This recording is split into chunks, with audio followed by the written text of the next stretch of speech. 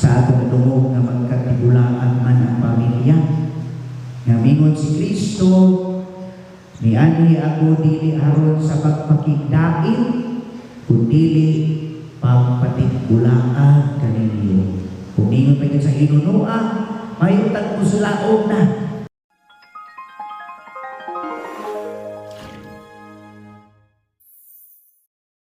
Nandun ko sa gamay ako dito sa mga lain na tao image sa pamilya sa mga ang akong apuhan kusog kaayo budisiplina sa iyang mga anak niya na abot pag yun na sa abang bahin.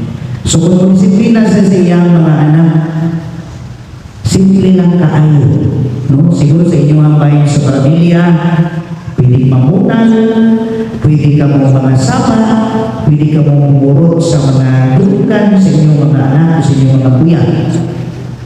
Pero ang mga pangalay, simple lang mo masuko. Pwede ang istorya, kung maabot ka nga dugay kaayo gikas gawas, dis oras na simple. Bukuha na siya kalayo sa dapo, kung iyang idusli nga na kanino. Niya, sunod ka anak, masunod ka, masunod ang iyong lawas, tungod sa kahadlong sa iyang mga anak na ako mga uyuan, iyaan, waki. Dili yun musumak sa iyang mga malabo. O tungod ni anak, no? Ang iyang pagdisiplina, tinungod, ako kaayo o tabang. So, ay suon, kung sa man ay ang mensahe ni kalayo, nag-iisutan ni Kristo, nga mo silaap na unta, diya sa inyong panimalay, o diya sa katawhan. Perhaps, this simply would say, no, at the point that he say, nga, kini kalayo, no, mauta ang masinati. Kung atong tanawon sa Old Testament, kining kayo, it signifies purification sa mga metals. Diba? Gold is tested by fire. Kung ang tao mamatay, asa sa padong? Muagi siya sa purgatory. Muagi siya sa gamay purification before mo ato ipasakan nga ito sa langit to cleanse our souls.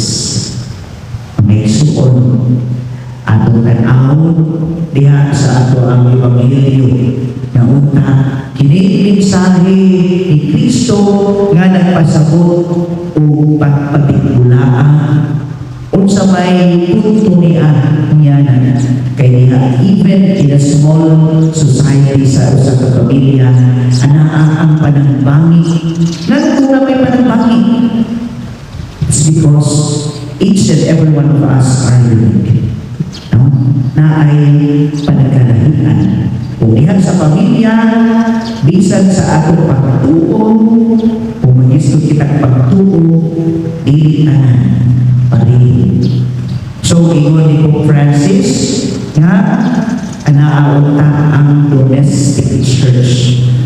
Anaaunta sulod sa panimalay ang pagtulunan apan maulagi daghan o panagbangi ilabi na kung mag-isot na galing o baanan din mga kalibutan ng mga material ng mga butang mao kini magpahisalaan nga even ang mga nagsuon magpiayon ang mama o ang anak ang papa o ang anak na lalaki dili na magtingganan anak-anak ang pagdungkanay ilabi na kung mag-isot ng laing ng mga bahandi o mga kalibay ng kalibutan. Kung sa'yo mo ang anim na isuon, kung sa'yo tanaw ninyo, ang wala na buwian, ang guma ni Kristo.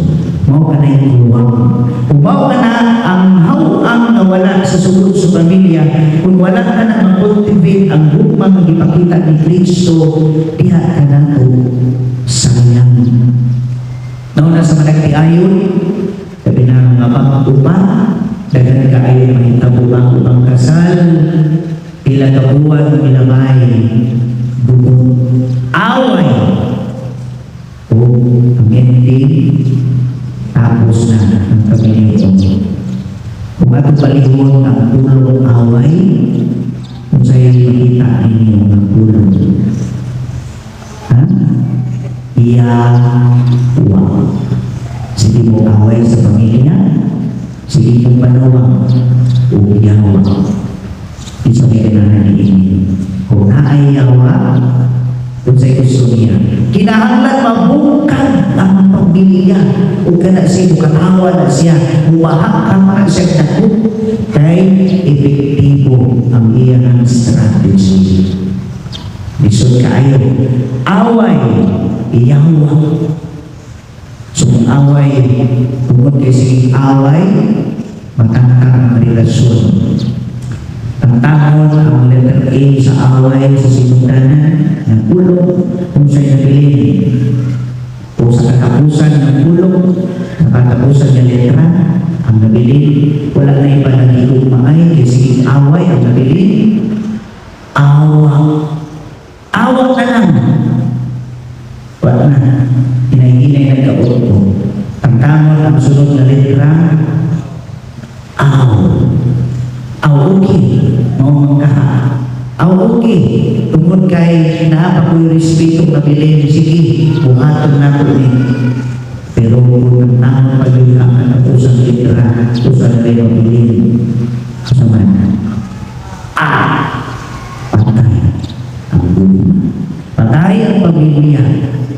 Patay ang relasyon. Mga isuot, bumalik na ito.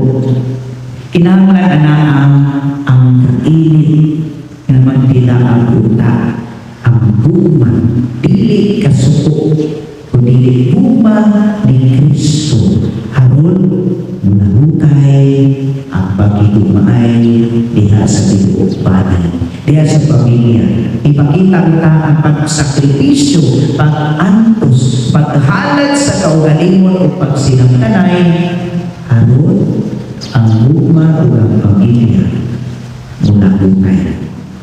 Naunta ato kinipapuyan pinaagi sa luma o grasya sa atong Ginoo.